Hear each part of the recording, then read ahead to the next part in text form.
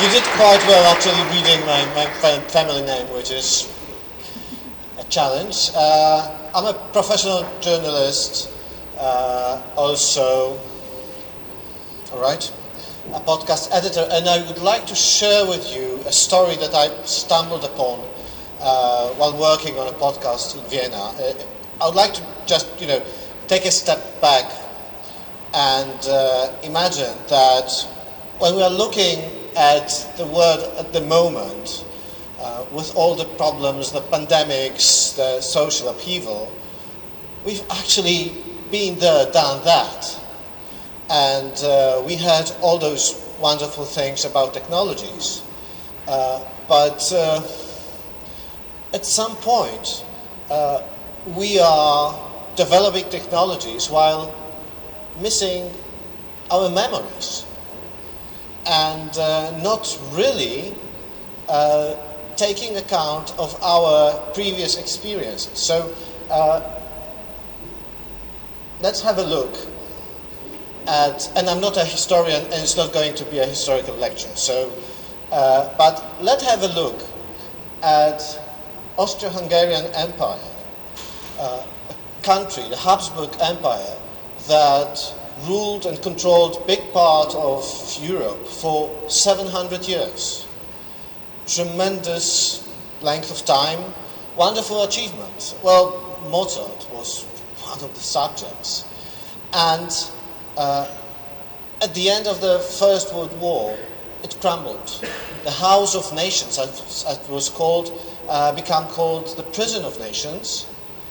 It just disintegrated into a number of countries with traumas that are felt to this day. It means ask everybody in Hungary what she or he thinks about the end of the First World War and Trianon Treaty, and they still feel betrayed.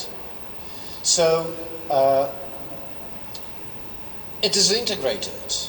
And what was left was a new Austria, a new country, without really an identity. There was no Austrian identity 100 years ago. It was a, central of the Habsburg Empire. And Austria, all right, and Austria was left as a head without the body, really, as the industry, agriculture were in other new states. So the result was a huge crisis. The empire crumbled, economy crumbled to the point that people starved, and then there was additional crisis, the flu, the pandemics, the Spanish flu. Do you have any idea why it is Spanish, or what was it Spanish? It did not come from Spain, obviously, but Spain had free media at the time, free enough to break the story. Actually, governments, and also the new Austrian government, created one of the first ministries of health in Europe. And one of the purposes was to hide information about the disease. So, since the Spaniards broke the news, it was quite easy to say that it's the Spanish disease, but of course, people were dying all over, not only the continent, but all over the world. And now, in the center of this new country in turmoil, we have Vienna.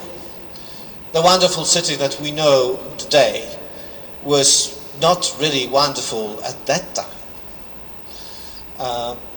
We have thousands and thousands of veterans coming from the war with all the problems that we know today. Now we call it PTSD. At that time they were shell-shocked, they were traumatized, they were physically hurt. Vienna had a refugee crisis. People were coming looking for shelter in the city, and in the city that was starving. It means at that time, the historians tell us that they have registered high levels of middle-class prostitution for food. Just imagine, in the city that ruled big chunk of Europe for 700 years, middle-class women were trying to get food through prostitution. People were actually chopping wood in those wonderful forests around the city. You can walk there now, to really heat themselves. The unemployment was rampant. And of course, on top of it, there were ethnic tensions, because it was a multinational, multicultural city, not only Germans, but Czechs, and it may sound strange, but at that time, quite a few people in Vienna thought that their city will be subject to Prague, subject to the new Czech Republic that was just established. And of course, still, there was the flu. And let's talk about the flu, as this is the really parallel to what's happening right now. By the way, if you look at the pictures, quite similar. It means the protective gear is quite similar. This picture is from the States, wear a mask or go to jail. But it was true all over the place. And people died. Here we have the final moments of Egon Schiele, one of the most famous painters of the era in Austria, teacher of Klimt. He lost his heavily late pregnant wife just before his death. And, you know, the thing is that when we hear about people's reactions at that time to this disease, they sound horribly similar. It means the cure was, or the answer was, to keep social distance. Lockdowns were in place. People were supposed to wear masks. However, they reacted in a very similar way. Come on, it's just a flu, it will pass. It means, why to bother? 5,000 people, more or less, or 20,000 people died in Austria, and some 5,000 people died in Vienna. Come on, people die of other diseases. So what's the big deal? And by the way, lockdowns, you know, it means we have economic crisis. It will hurt our economy. You know, all those things that we can hear now, they were out there 100 years ago. There is a twist. At that time, they also claimed that Jews spread the disease. Thankfully, this narrative is not repeating itself. But otherwise, it was very, very similar. So, and then we had those governments. We didn't have, of course, vaccine at that time. But the governmental responses were also very similar. It means the health services were not up to the task. They were trying to hide the information and somehow, you know, to just go through the crisis. And because of those different social upheavals, various ideas for the solution came up. The economy was solved by a very similar means, It means we are in Greece. It means everybody knows or heard about bailout. Also nothing new. Actually, Austria, after the First World War, was bailed out by the new Czech Republic, by the way, that provided money that, helped the economy out of the crisis. Now, within Vienna, there were ethnic tensions, political tensions, the ideas of the left-wing or socialists that really took over the city and implemented very interesting social experiments that benefit the city to this day.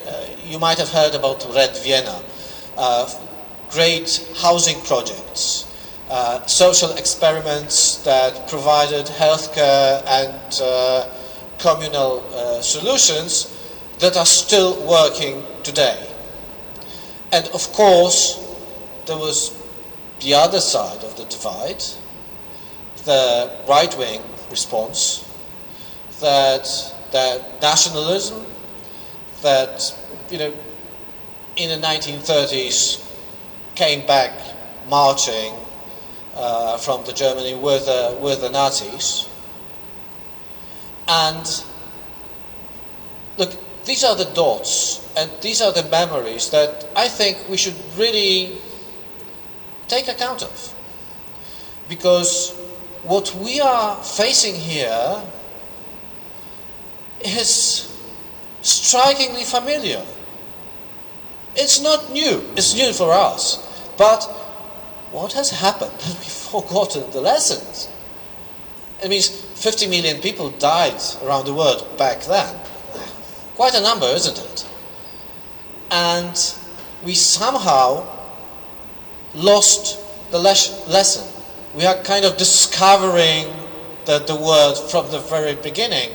And we have well-documented solutions, well-documented discussions. Vienna is just an example of one of those places. So what's the difference? The technology?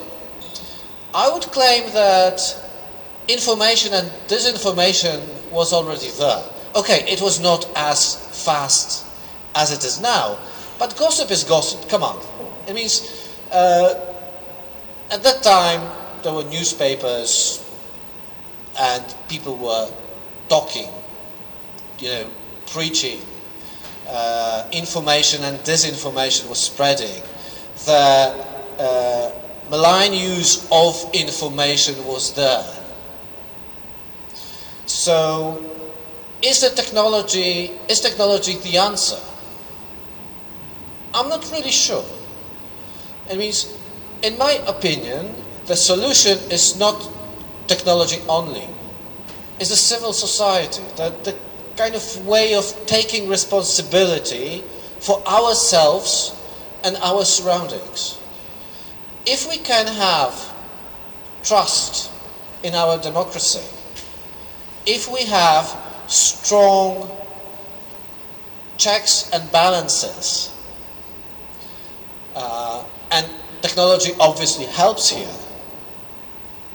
and if we also somehow try to remember the lessons from the past, even if, they were painful lessons, then we can possibly soldier through the crisis.